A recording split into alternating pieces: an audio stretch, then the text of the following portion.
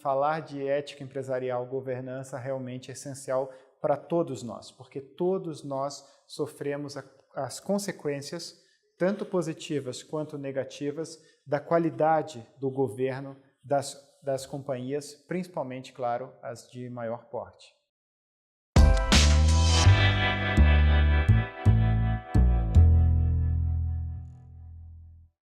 Para mim, uma forma mais simples e direta de entender a governança é você criar um bom ambiente numa organização, um ambiente no qual as pessoas voluntariamente desejem cumprir as regras, tanto internas quanto externas, desejem agir de forma ética e desejem pensar no melhor interesse comum de longo prazo da organização, entendendo a organização não só como os seus acionistas ou cotistas ou participantes, mas a organização como todos os seus públicos de interesses.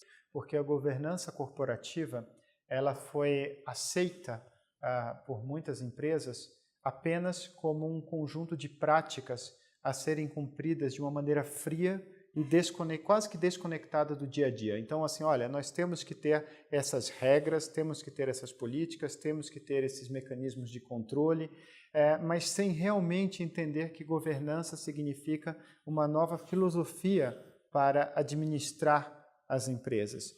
Internalizar a governança é falar, olha, nós temos esses princípios, nós temos esses valores e nós não abrimos mão desses valores que no fundo dizem respeito à questão da integridade.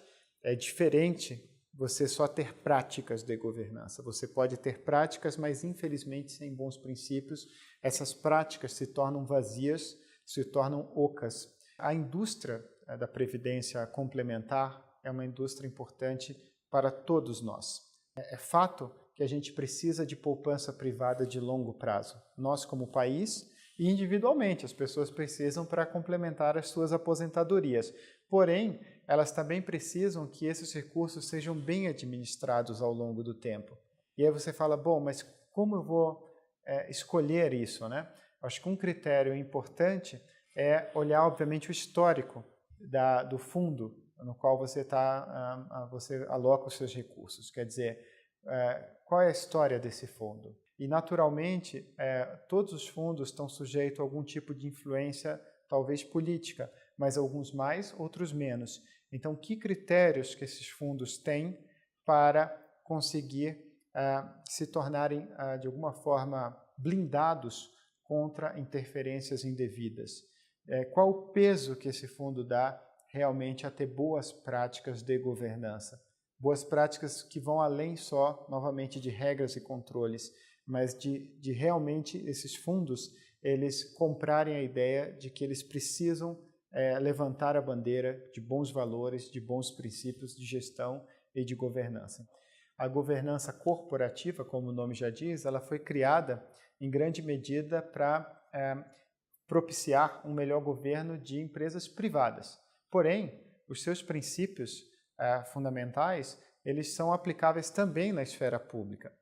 Para o servidor público, é muito importante, a meu ver, que ele entenda que, embora obviamente, suas autarquias, enfim, suas entidades estejam sujeitas a interferências políticas, porque você tem uma questão da representatividade, diferentes governos, diferentes agendas, mas que o servidor público tem um papel importante no sentido de servir como uma espécie de anteparo e de blindagem para que a agenda da sociedade não seja colocada de lado, ela sempre seja prioritária. E como esse servidor pode fazer isso? A meu ver, um caminho fundamental é manter a guarda alta em relação à questão da ética no seu ambiente, no seu dia a dia. Porque, infelizmente, o que nós percebemos é que, em muitas circunstâncias, as pessoas vão murchando eticamente. Elas vão se tornando cada vez menos sensíveis às implicações éticas, não só das suas atitudes, mas das atitudes de terceiros. Elas acabam se omitindo em relação a muitas coisas que elas veem no seu ambiente de trabalho. Então, e começam a achar que aquilo é normal ou justificável, quando não é.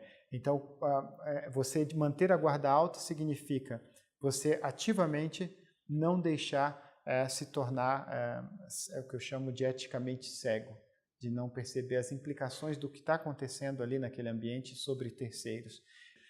O servidor público, ele tem uma força muito grande por meio do seu exemplo. O exemplo é algo que tem um efeito aí, digamos aí, um efeito multiplicador no ambiente de trabalho. Talvez ele pague um certo preço por isso, a ideia da ética é essa mesmo, de você às vezes pagar um preço do ponto de vista pessoal para que você não abra mão de certos princípios e regras de conduta, mas é isso aí, se a gente está falando em se comportar de forma ética, a gente tem que estar disposto também a isso.